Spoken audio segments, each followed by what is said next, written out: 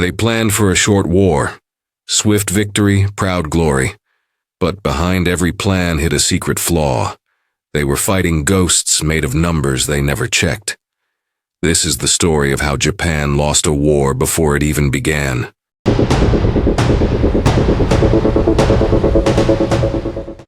At 09:17 a.m. on December 7, 1941, Commander Kenji Kanda stood on the flight deck of the aircraft carrier Akashima, 240 miles north of Oahu, watching the second wave of strike aircraft vanish into the southern sky. Kanda was the principal architect of the attack plan. He had spent nearly a year refining every variable, calculating every contingency, rehearsing every sequence until nothing seemed left to chance. He knew the composition of the American Pacific Fleet down to individual destroyers. He knew their air strength, their base defenses, and their shipyard schedules. He could sketch the entire layout of Pearl Harbor from memory. Yet there was one number, one critical assumption, that Kanda and the entire Japanese Naval Intelligence Bureau had catastrophically wrong. That number would determine the outcome of the Pacific War long before a single American ship fired.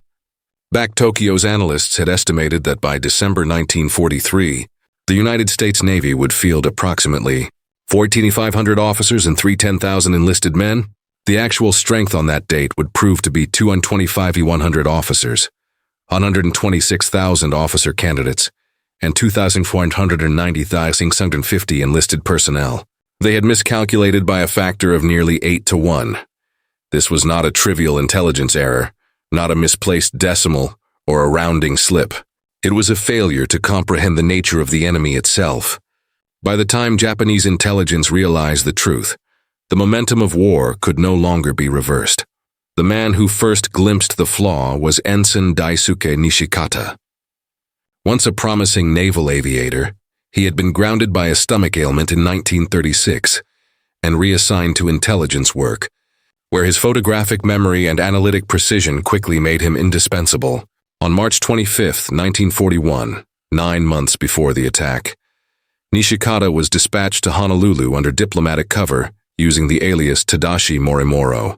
His mission was to observe American fleet activity, monitor ship movements, and report on harbor defenses and construction. Nishikata was meticulous. He took the tourist launch through Pearl Harbor, rented small civilian planes to photograph the docks from above, and posed as a curious traveler while memorizing patrol patterns and counting ships. His reports were precise and detailed. The flaw did not lie in what he saw, but in how Tokyo interpreted it. From his dispatches, headquarters counted battleships, carriers, cruisers, and destroyers, then calculated the manpower required to crew them, using Japanese standards. In the Imperial Navy, lean crews and maximum efficiency were badges of pride. Every sailor cross-trained, every watch bill tight, every movement drilled. Tokyo assumed the Americans followed similar doctrine. They were wrong. Japanese intelligence officers had no shortage of raw data. Naval attaches in Washington sent regular summaries of U.S. shipbuilding programs. Technical journals openly printed American production statistics. Merchant seamen who had docked at San Francisco or San Pedro spoke of sprawling training bases and endless recruits in uniform. The information existed, understanding did not. Within the Imperial Navy, intelligence was a backroom profession, a sideline to real command work. Ambitious officers avoided it. Promotion boards overlooked it. Reports that contradicted operational assumptions were often ignored. The culture of decisive action left no room for analysts urging caution.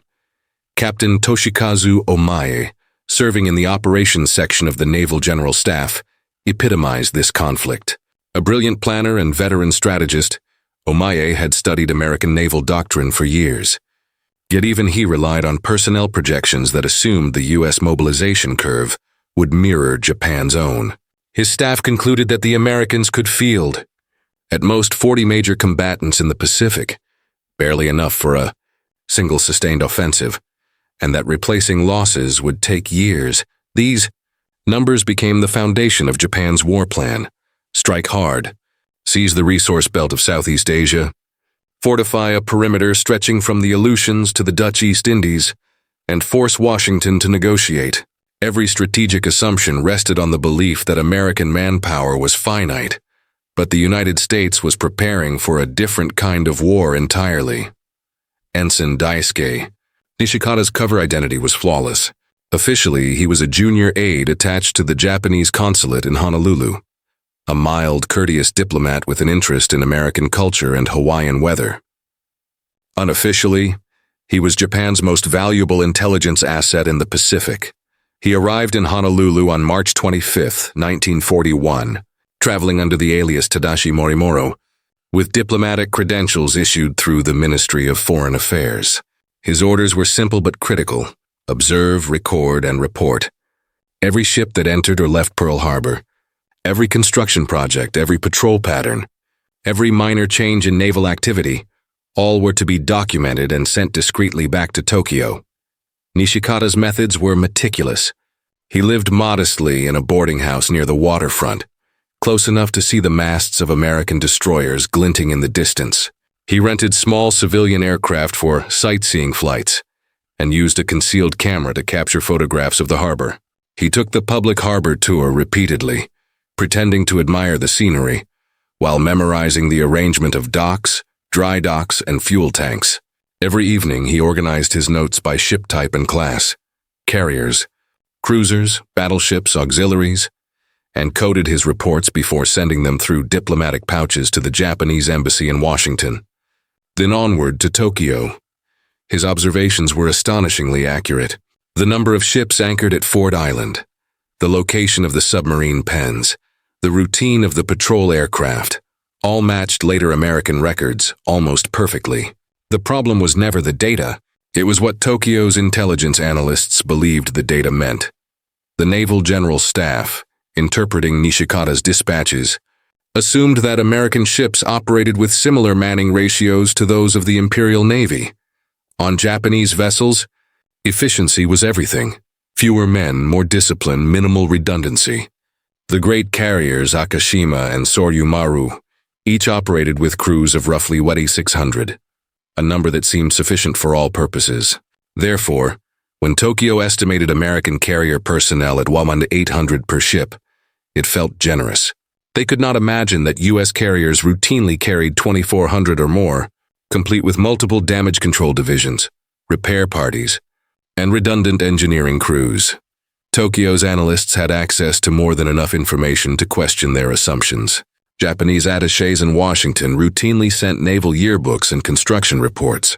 American technical journals openly published data on training programs, shipbuilding schedules, and even recruitment numbers. Yet information does not automatically translate to understanding. Within the Imperial Navy, intelligence was a neglected discipline, a supporting act rather than a central function. Promotions came from command, not analysis. The officers who built the attack plan on Pearl Harbor saw intelligence merely as a means to confirm their expectations, not challenge them. Reports that contradicted the operational narrative were quietly set aside. The result was a growing gap between truth and belief. Nishikata's cables warned that American bases were expanding faster than Japanese projections. Construction at Pearl Harbor was continuous, with new facilities and cranes appearing almost monthly. Merchant traffic in the Pacific was increasing despite wartime tensions. Training flights filled the skies daily, far beyond what Tokyo's models considered normal peacetime activity. In early September 1941, Nishikata reported the arrival of a new wave of aircraft at Hickam Field. Dozens of twin-engine bombers marked with fresh serials, escorted by several new fighter squadrons. He estimated more than 300 aircraft stationed within range of Pearl Harbor. His dispatch reached Tokyo within a week. The analysis division concluded that the Americans were merely rotating training units.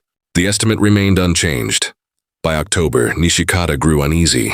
His coded messages became longer, more urgent. American activity increases every day, he wrote. They prepare for something. But in Tokyo, confidence reigned. Commander Kanda and his staff believed their plan was perfect. Their intelligence precise, their enemy predictable.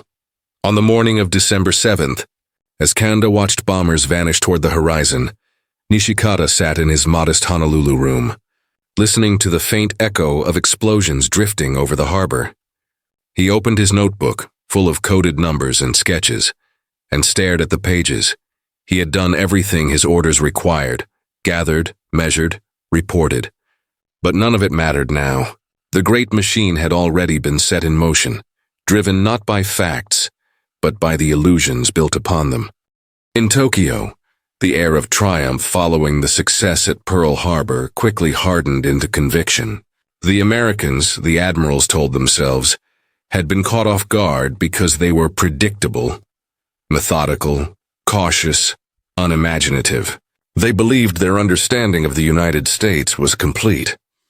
Yet beneath that confidence lay a subtle, invisible flaw that would soon poison every assumption Japan made about its enemy.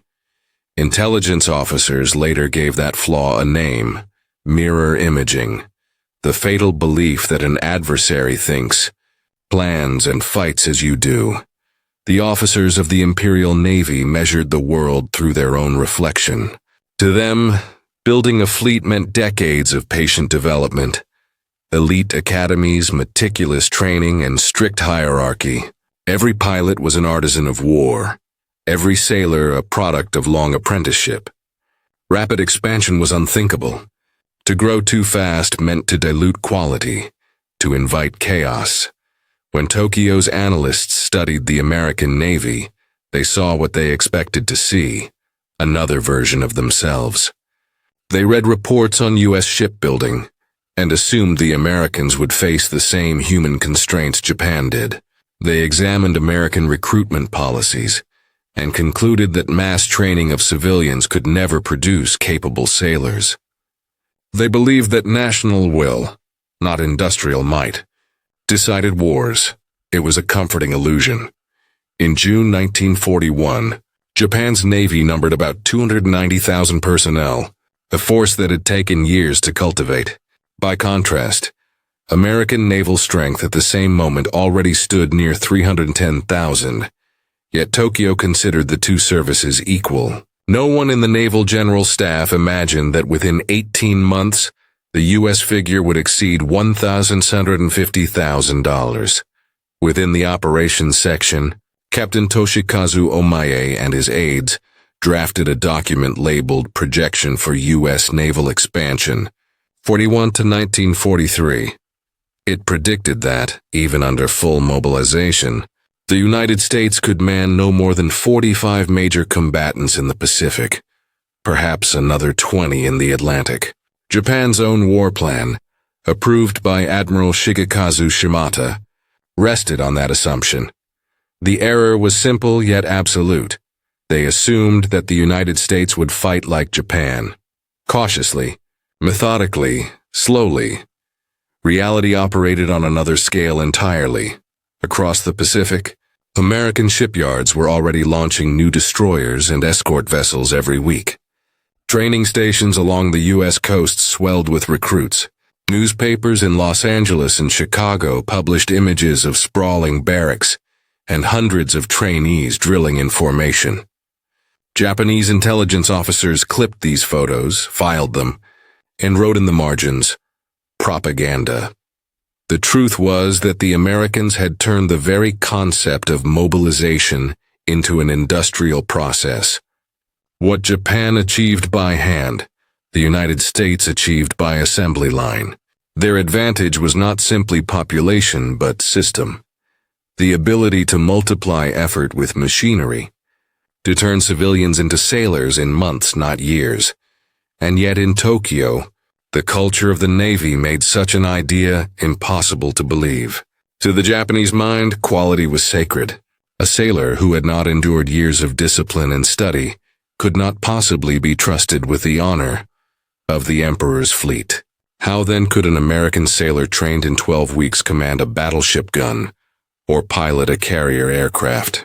The answer, that he could and would, never entered the Japanese calculations. By autumn 1942, Japan's intelligence sections began receiving reports that contradicted everything their models predicted. American fleets were appearing in multiple theaters at once. Task forces clashed at the Coral Sea and Midway. New carriers emerged faster than Japan could replace the ones lost. Still, Tokyo dismissed it. "They are overextended," said one admiral. "They will soon exhaust their reserves." But reserves were precisely what America possessed in endless supply. In men, in ships, in time. Inside the analysis offices, a few junior officers began whispering doubts.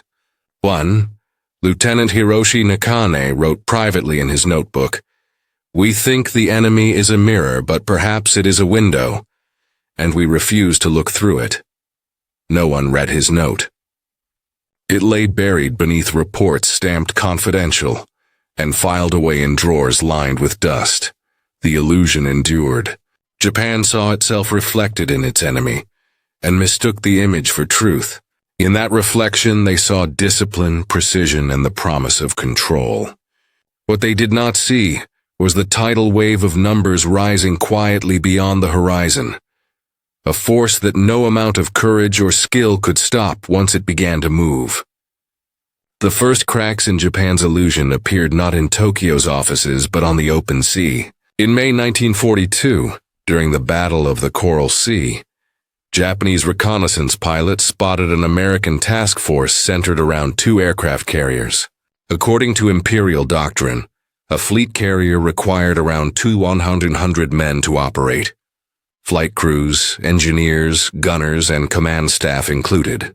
2 carriers meant roughly 4,000 sailors, perhaps a few thousand more if escorts were included. But intercepted American communications told a different story. Japanese signal specialists detected multiple task groups, extensive logistics vessels, and replenishment ships operating in perfect coordination. Their rough estimates placed American manpower in the region between 7,500 and 9,000 personnel, nearly double what Tokyo believed possible for such a limited force. The data was filed, noted, and quietly dismissed. "The Americans are inefficient," one senior officer remarked. "They require twice the men to achieve half our results." The warning went unheeded. 1 month later, at Midway, the illusion shattered again. The battle was a disaster for Japan. 4 carriers, Akashima, Horyu, Sazanami, and Koryomaru, went down in flames. Over 3,200 men perished, including hundreds of elite pilots whose training had taken years. Yet what shocked Tokyo's intelligence division afterward was not the loss itself, but what the Americans did in response. The carrier Yorkville, a near twin to Japan's Akashima, took 3 bomb hits and 2 torpedoes. By all Japanese calculations, it should have sunk within an hour. Instead, American damage control teams fought the fires, patched ruptures with steel plates, restored electrical power, and brought the ship back to 18 knots within 2 hours. By mid-afternoon, Yorkville was launching aircraft again. It seemed impossible. A Japanese carrier, with its tightly organized but limited crew of specialists, would never have survived such damage. Yet captured fragments of Yorkville's personnel roster later revealed over 2,300 names, 45% more crew than any imperial carrier. Tokyo's analysts noted the discrepancy but hesitated to adjust their models. "The Americans are wasteful," one report concluded. "They flood their decks with men because they lack discipline." Then came Guadalcanal. In August 1942, Japan's intelligence offices predicted that an American counteroffensive in the South Pacific would involve perhaps 8,000 to 10,000 troops, a manageable force, easily contained. When Marine divisions stormed Guadalcanal, Tulagi, and nearby islands, they brought over 17,000 men with full naval support. The armada that covered them comprised 3 carriers, a battleship, 15 cruisers, and 33 destroyers, totaling more than 32,000 naval personnel. Japanese submarines patrolling the supply lanes reported convoys that seemed endless. Troop ships, fuel tankers, repair vessels, all escorted by destroyers. Tokyo struggled to reconcile the sheer scale of what its scouts observed with the manpower numbers printed in its own war plans. How could a navy supposedly limited to fewer than 420,000 sailors sustain simultaneous campaigns in both oceans, launch continuous operations and still train replacements? The math refused to work, yet no one dared say aloud that the foundation of Japan's war planning might be wrong. Field commanders wrote cautious memos urging reassessment. Analysts in the Naval Intelligence Bureau suggested revising strength estimates upward. The replies from the general staff were curt. Maintain confidence in existing projections. In the quiet corridors of the Naval Ministry, disbelief had become doctrine. Tokyo chose to believe that the Americans were overextended, that exhaustion and logistics would soon slow them down. The phrase appeared repeatedly in internal memoranda. Their momentum cannot be sustained, but it would be. By late 1942, every encounter told the same story. More ships, more planes, more men. Yet in Tokyo's halls of power, no one dared to challenge the myth that America fought under the same limits as Japan. The first warnings had come, clear and undeniable, and Japan, bound by pride and illusion, had looked the other way. By the autumn of 1942, the war had entered a new phase. What had begun as a lightning offensive now turned into a slow, grinding struggle for islands scattered across the South Pacific. The Americans called it the Solomon Campaign. To Tokyo, it was supposed to be a limited counterattack, a brief disturbance soon to be crushed. But the landings on Guadalcanal changed everything. The Imperial Navy's pre-battle estimates predicted that any American invasion in the South Pacific would involve perhaps 10,000 men, supported by a modest escort force. The Americans instead landed nearly 1,800 Marines on the beaches of Guadalcanal and Tulagi, while deploying an armada far larger than anything the Japanese expected. 3 fleet carriers, 1 battleship, 16 cruisers and 35 destroyers, more than 34,000 naval personnel, converged under the gray morning sky. From the observation posts on the island of Bougainville, Japanese scouts sent frantic radio messages. Convoy size immeasurable. New ships arriving daily. In Tokyo, the intercepts were read, analyzed, and quietly filed away. Exaggeration, said one senior planner. Their logistics cannot sustain such numbers. But as the weeks passed, the exaggerations continued. Japanese submarines shadowed the American supply convoys and reported the same phenomenon. Constant movement.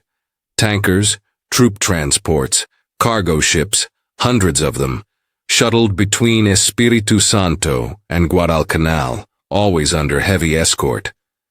Commander Takeshi Yamahata, now serving as chief of operations for the combined fleet, began to sense that something was deeply wrong. His reports to the Naval General Staff grew urgent.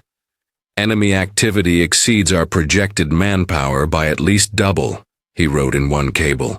They rotate fresh units continuously. We must reconsider our baseline assumptions. The reply from Tokyo was polite, but dismissive. Maintain confidence in established estimates, it read.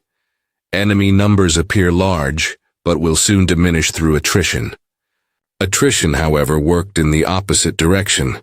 For every destroyer Japan lost, America launched 3 new ones.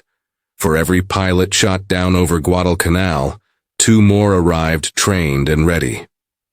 Within months, Japan's elite air groups, men who had spent years mastering carrier operations, were dying faster than they could be replaced.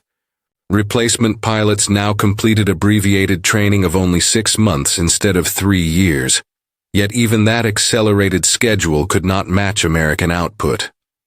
By December 1942, the once proud carrier Horyu had lost nearly all its original flight crews. Half its deck crew were new conscripts with fewer than 8 weeks of sea service. Yamahata noted grimly in his diary, "Our quality declines as their quantity multiplies." Meanwhile, the Americans transformed Guadalcanal into a fortress. A temporary beachhead became an airfield, then a supply hub, then a base for the next advance. Each stage required more men, more ships, more machines, and yet somehow, they always arrived. From Japan's perspective, it defied logic. Even with all the Empire's resources mobilized, the Imperial Navy could not field more than 430,000 total personnel across all commands.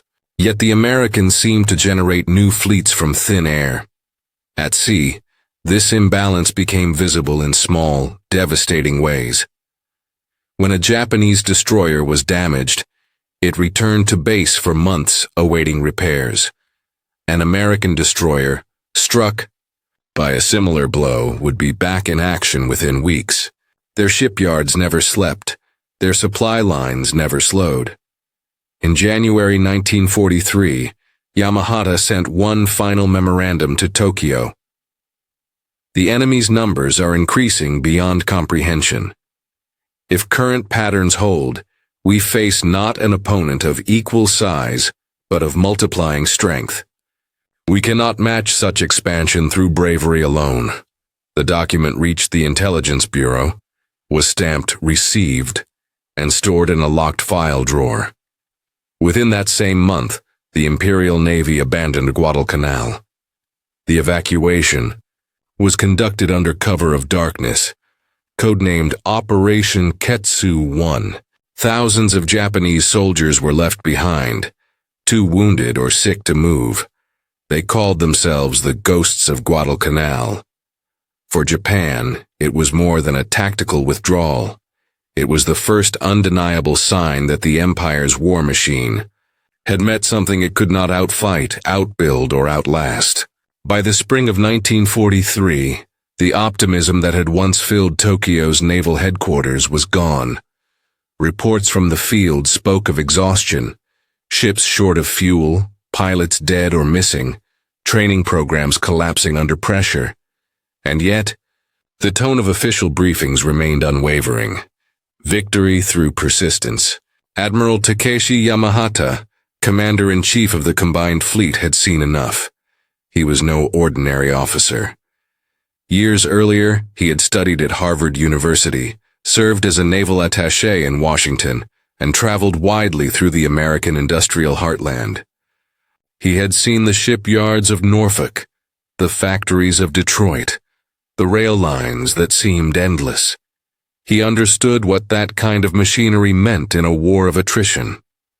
On April 9, 1943, Yamahata sent a personal coded message to the naval general, staff in Tokyo, a message that would later be described by historians as the most important warning of the war. American naval strength now exceeds all projections. Observed operations in the South Pacific suggest total personnel far beyond pre-war estimates. If these numbers are accurate, then our entire strategic premise, that America can fight only one major theater at a time, is invalid. Immediate reassessment required. The cable arrived at the Intelligence Division the next morning. It caused discomfort, not alarm. Intelligence officers gathered in a quiet conference room overlooking the Hibiya district, the table scattered with reports from submarine patrols, radio intercepts, and reconnaissance summaries. Lieutenant Commander Hideo Nishida, a precise, bookish analyst, was the first to speak. "Admiral Yamahata may be correct," he said softly. "Our last composite estimate was based on data 6 months old. If American training output continues, at current pace, their manpower must now exceed 200,000, possibly 400,000. The room fell silent. Rear Admiral Toshiro Omae, head of the operations section, frowned. "Preposterous. That would require a training system 10 times the size of ours." Nishida slid a folder across the table. Captured American documents taken from a damaged transport near the Solomons. Inside were maintenance rosters listing crew complements that dwarfed Japanese equivalents. Their carriers operate with over 2,300 men. Their destroyer escorts carry 190 to 210 crew. Every ship class exceeds our assumptions by at least 1/3. Omae closed the folder. Impossible. Their bureaucracy inflates numbers. Clerks, cooks, technicians. They count everyone. Perhaps, Nishida replied quietly. But cooks and technicians fight fires when torpedoes strike. Their redundancy is our weakness. For the first time, someone in Tokyo had spoken the truth aloud.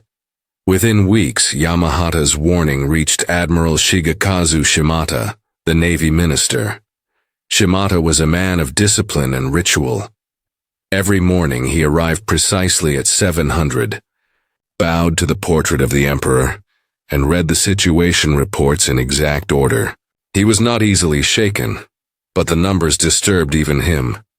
If the Americans truly possessed over 1 million naval personnel by mid-1943, then Japan's entire Pacific strategy was built on fantasy.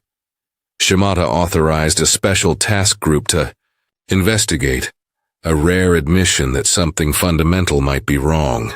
The group, formally titled the Special Review Committee on Enemy Strength, consisted of 8 officers from intelligence, operations, and logistics.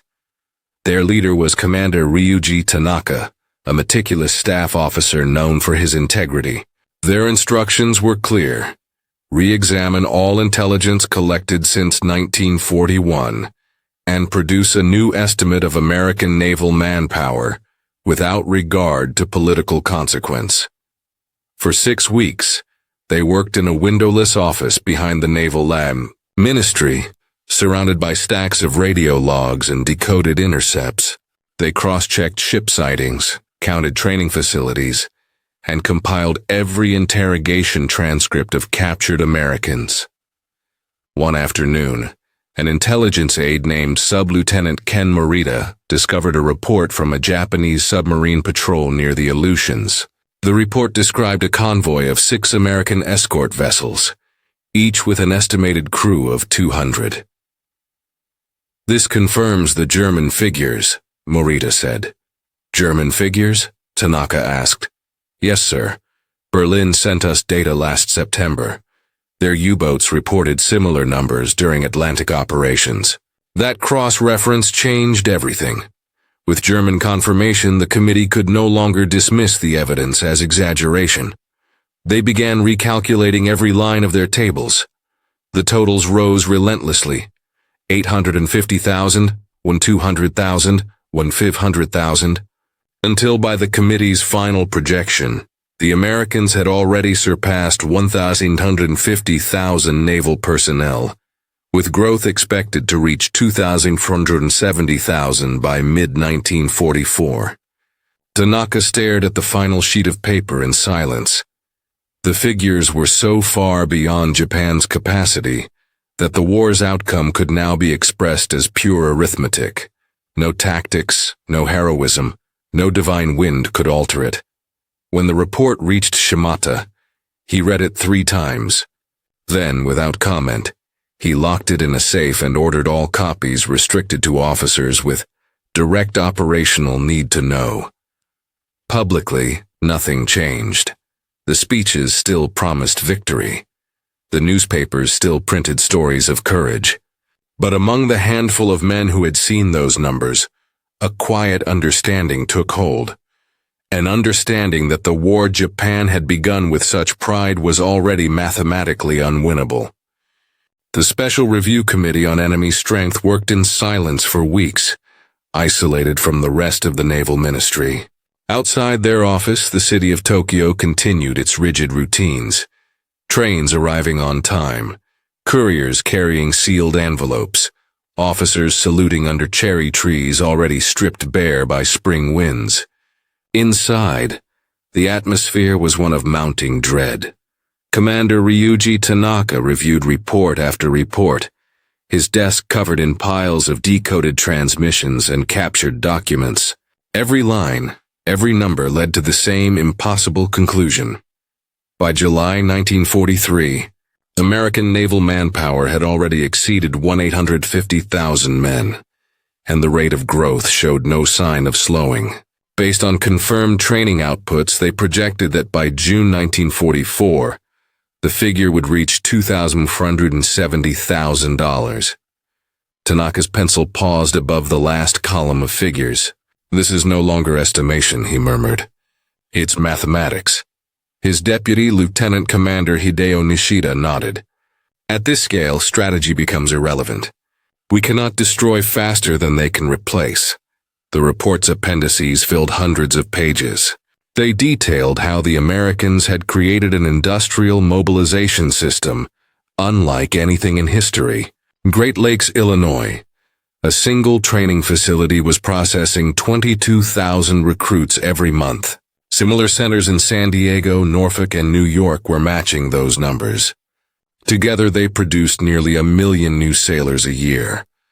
The Japanese could not comprehend such output. Their own naval academy at Itajima graduated fewer than 1,000 officers annually, and most enlisted recruits required years of apprenticeship. Now they faced an enemy capable of replacing an entire fleet crew in the time it took Japan to build a single destroyer. One section of Tanaka's report compared shipboard manning levels across equivalent classes. American fleet carrier, 2,400, 2,500 men. Japanese fleet carrier, 600 men. American destroyer escort, 200 men. Japanese destroyer escort, 120 men. Americans were not merely building more ships, they were staffing each one with far greater redundancy. Damage control divisions were twice as large, maintenance sections triple the size, and every crew included fully trained replacements for key specialists. The committee debated whether to soften the numbers before submitting them to Admiral Shigekazu Shimata. Presenting the full totals would mean admitting that every strategic assumption since 1941 had been based on false premises. "Perhaps we can reduce the upper estimate," Nishida suggested cautiously. "Report 1.8 million rather than 2.4. It will still demonstrate expansion without—" Panic, Tanaka shook his head. "No, we owe them the truth, even if no one wants it." When the final document was typed, bound, and sealed, its title was simple and bleak. Reassessment of United States Naval Manpower and Strategic Capacity. July 1943. It was delivered directly to Admiral Shimata's office under armed guard. The minister read it in silence, page by page, for nearly an hour. Finally, he placed the report on his desk and said quietly, "If this is true, then the war is already decided." But truth was dangerous. Distribution was restricted to fewer than 20 officers. Each copy bore a serial number. Any unauthorized duplication was punishable by imprisonment. The report was never mentioned in official briefings or public statements. Tokyo could not risk the consequences of revelation. In the following weeks, internal memoranda began to use revised planning factors that reflected higher American strength, but no public acknowledgement was made. To the outside world, and to most of Japan's own commanders, the illusion continued that the enemy was vast but finite. Tanaka and his team received no commendations. Their office was quietly dissolved, their records sealed in the ministry archives. When Nishida asked what would become of their findings, Tanaka replied, "They will be buried under speeches." He was right. By the end of 1943, every number they had calculated would prove correct. American fleets swelled across the Pacific, forming task forces larger than entire Japanese naval districts. New carriers appeared monthly, each manned by thousands of sailors whose names no one in Tokyo had ever counted. The truth had been discovered, but it had arrived too late, and in a place where truth no longer had power. The first confirmation of the Tanaka report came not from charts or decoded messages, but from the mouth of a young prisoner. In July 1943, a Japanese destroyer squadron operating off Kolombangara engaged an American convoy under cover of darkness. During the battle, one destroyer, the USS Harrison Bay, was struck and sunk. Days later, A single survivor was pulled from the sea by a Japanese patrol boat. His name was Seaman First Class Robert Hayes, a radio operator barely 20 years old. When interrogators from the Imperial Navy's intelligence section questioned him, Hayes spoke freely. He seemed almost eager to describe his training. He had enlisted just 6 months earlier, completed 8 weeks of basic training at the Great Lakes Naval Training Station, then attended a 10-week course in radio operations. There were about 4,000 guys in my company, he said proudly. They pushed through 20,000 a month there. His Japanese interrogator, Lieutenant Ken Morita, paused. 20,000 per month? Yes, sir. Great Lakes alone, Hayes replied. They've got 3 other big schools, San Diego, Norfolk, and Jacksonville. Same deal. Morita asked him to repeat the figure. Hayes did without hesitation. If each facility processed 20,000 recruits monthly, that meant nearly 1 million new sailors every year, from training centers alone. And that didn't include officers, technicians, or aviators.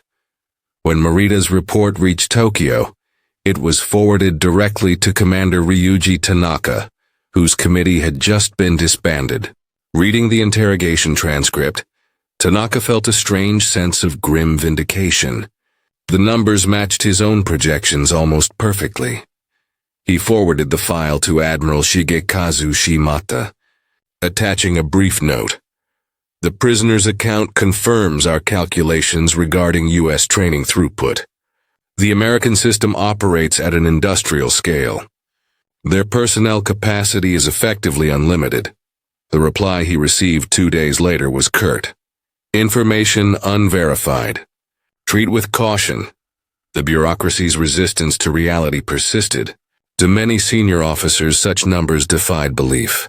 The prisoner is surely exaggerating, said Vice Admiral Toshikazu Omaye, still clinging to his assumptions. He must have misunderstood. But the confirmation that Tokyo could not ignore came from Berlin. In September 1943, a German U-boat operating in the North Atlantic transmitted a detailed after-action report to Kriegsmarine headquarters. It described engagements with American destroyer escorts, vessels roughly the same displacement as Japan's Minakaze class. The German commander estimated the American crew complement at 180 to 200 men per ship. He noted their unusually fast damage response and high manning density. The report was passed through diplomatic channels to Tokyo.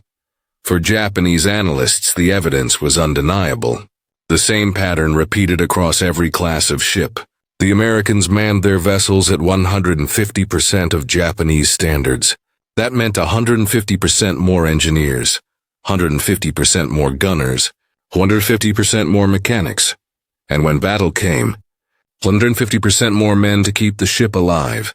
In October, the Intelligence Bureau issued a confidential memorandum summarizing the new reality. All prior assessments of enemy strength invalid. United States naval personnel as of mid-1943, approximately. 50,000, projected by mid-1944. 2,470,000 personnel. Growth exceeds industrial output, the result of parallel mobilization of both human and material resources. The memorandum never reached the fleet commanders who needed it most.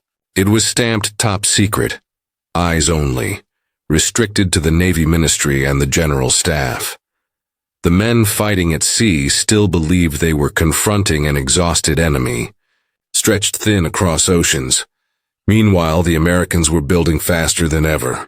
New Essex-class carriers, each with 2,500 men aboard, rolled off the docks monthly. Training facilities operated day and night. Boot camps ran on rotating shifts. A sailor could enlist in January and find himself on a warship by April. The Imperial Navy could not comprehend such acceleration. Their culture equated haste with incompetence. Every Japanese officer had been trained to view rapid expansion as dangerous, a path to disorder. Yet America thrived on it. What Japan saw as recklessness was, in truth, the very source of American power. the ability to multiply. To Yamahata and Tanaka, the conclusion was inescapable. The war was no longer about courage or strategy. It was about arithmetic. Every destroyer Japan built, America built 5. Every pilot Japan trained, America trained 50. Tanaka wrote privately in his notebook, "They are not simply outnumbering us. They are outcreating us. We fight with the art of tradition. They fight with the science of production." Yet Tokyo refused to act on this knowledge. No strategy changed. No orders shifted. The machinery of war and illusion continued to turn. By the end of 1943, the Americans had not yet landed in the Marianas or the Philippines, but their shadow stretched over every horizon. Japan still fought fiercely, still believed in the decisive battle that would redeem its losses. But beneath the surface, the truth had already hollowed the empire from within. The numbers had spoken. The empire simply refused to listen. By June 1944, the Pacific had become an ocean of American steel. Fleets larger than entire nations swept across the horizon. Carriers, battleships, cruisers, destroyers. A living armada stretching from sunrise to sunset. To the men of the Imperial Navy, it seemed as though the sea itself had turned against them. The confrontation came in the waters west of the Mariana Islands, where Japan committed what remained of its carrier strength under Admiral Takeshi Yamahata. It was meant to be the decisive battle, the engagement that would halt the American advance and restore hope. On the morning of June 19th, the Imperial fleet sailed into the Philippine Sea. Yamahata's flagship, the carrier Koryo Maru, led the formation. Behind her followed Horyu, Akashima, Sazanami, and a handful of smaller escort carriers. Their combined air wings numbered 450 aircraft, all that remained of Japan's once mighty naval air force. To the west, the Americans waited. Their Task Force 58, under Admiral Raymond Halsey, deployed 15 carriers, 7 battleships, 21 cruisers, and 69 destroyers, crewed by more than 70,000 men. It was not a fleet. It was an industrial continent set afloat. When the first Japanese wave launched that morning, the pilots climbed into a sky that shimmered with sunlight and fear. They were young, many barely out of flight school, their instructors long dead in earlier battles. They flew bravely, diving through flak bursts, pressing attacks against radar-directed fighters they could scarcely see. It was over in hours. Of the 350 planes that reached enemy radar range, fewer than 40 returned. The Americans called it the Great Marianas Turkey Shoot. From his command room aboard Koryo Maru, Yamahata listened as radio channels fell silent one by one. He watched the flight deck crews staring upward, waiting for aircraft that never came back. When a staff officer whispered that enemy carrier counts had been confirmed at 15, Yamahata simply nodded. 15, he said. We believed they could field 5. That afternoon, bombs began to fall. American dive bombers struck with mathematical precision. Horyu took 3 hits amidships. Sazanami exploded under her forward deck. Akashima burned until her magazines detonated in a blinding flash. By dusk, 3 carriers lay sinking, their survivors scattered across the water. Japanese losses: 3 carriers destroyed, 420 aircraft lost, 3,800 men dead. American losses: 29 aircraft. The difference could not be explained by luck. It was the arithmetic of manpower, the very equation Commander Tanaka had written a year before. American carriers operated with entire squadrons of specialized repair crews. Damage control teams swarmed like ants, sealing ruptures, flooding counterballast tanks, fighting fires with hundreds of men trained for nothing else. Every casualty was replaced within days. Their logistic chains were endless, their replacements already waiting beyond the horizon. That night, as Koryo Maru withdrew eastward, Yamahata stood alone on deck, the wind carrying the smell of oil and salt. "We are not fighting men anymore," he said quietly to his flag lieutenant. We are fighting mathematics. In Tokyo, news of the disaster arrived in coded fragments. Admiral Shigekazu Shimada read the dispatches without expression. The staff officers spoke of regrouping, of counteroffensives, of courage, but none dared mention the forbidden truth. Japan no longer possessed the means to fight. When the Americans turned west again in July, they brought new carriers, ships that had not even existed when the battle began. Each carried over 2,500 sailors, all trained, all ready. For every Japanese pilot lost, 50 Americans stood waiting in uniform. In that summer of 1944, the balance of the Pacific was no longer a contest of fleets or tactics, but a single cold equation written across the waves. The Empire's courage remained unbroken, but its arithmetic had already reached zero. When the flames of the Philippine Sea died down, what remained of the Imperial Navy limped home across the Pacific, ships half-crewed, decks scarred, radios silent. Japan's carriers were gone, its pilots were gone, its future was gone, though few yet dared to say it aloud. In the quiet offices of the Naval Ministry, Commander Ryuji Tanaka sat beneath a flickering lamp, reading the latest dispatches from the front. Each line confirmed what he had already known for more than a year. The enemy's manpower, shipbuilding, and training had surpassed every limit of imagination. The war was over. Only the dying remained, but Tokyo continued to pretend. Official bulletins spoke of heroic resistance and new, decisive operations.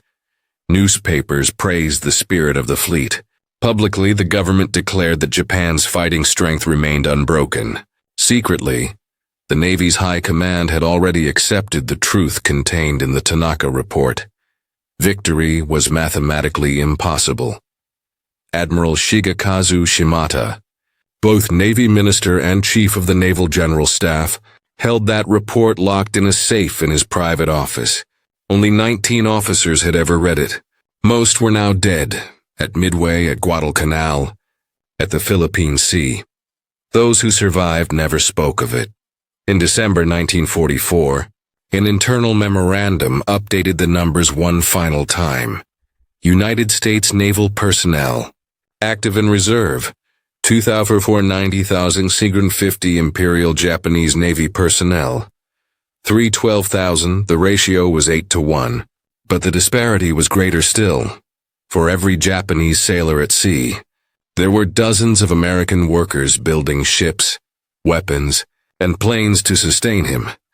Japan could no longer hope to match its enemy in industry or manpower. Every ship sunk, every pilot lost, every mechanic killed was irreplaceable. In contrast, the Americans replaced entire fleets before the wreckage of the last battle cooled. By 1945, the Imperial Navy had ceased to exist as a coherent fighting force. Isolated squadrons fought on, bound by duty rather than hope. Officers still saluted the rising sun, still spoke of honor and destiny. But behind the words was silence. The silence of men who already knew the outcome. After the surrender, Allied intelligence officers interrogated every surviving Japanese admiral. Among them was Admiral Shigekazu Shimada, frail and stone-faced, imprisoned in Tokyo's Sugamo prison. When questioned about the intelligence failures that had doomed Japan, he said only, "We fought with honor against forces no man could have foreseen." But the truth was that those forces had been foreseen. By Tanaka's committee, by Nishida's figures, by the handful of analysts who had dared to count honestly. The tragedy was not ignorance. It was denial. In 1946, American investigators located the original Tanaka report in a locked file cabinet deep within the Naval Ministry. It was stamped top secret, destroy after reading. Yet it had survived, forgotten beneath layers of dust and defeat. Its first page contained only a single sentence. The Empire of Japan cannot win a war against the United States. The mathematics forbid it. The Americans studying the document were stunned. They realized that Japan's leaders had known the truth for nearly 2 years, and had continued fighting anyway. Millions had died for a war that had already been lost. Lost not in the skies or at sea, but in the offices where numbers were ignored. Commander Tanaka himself was never tried as a war criminal.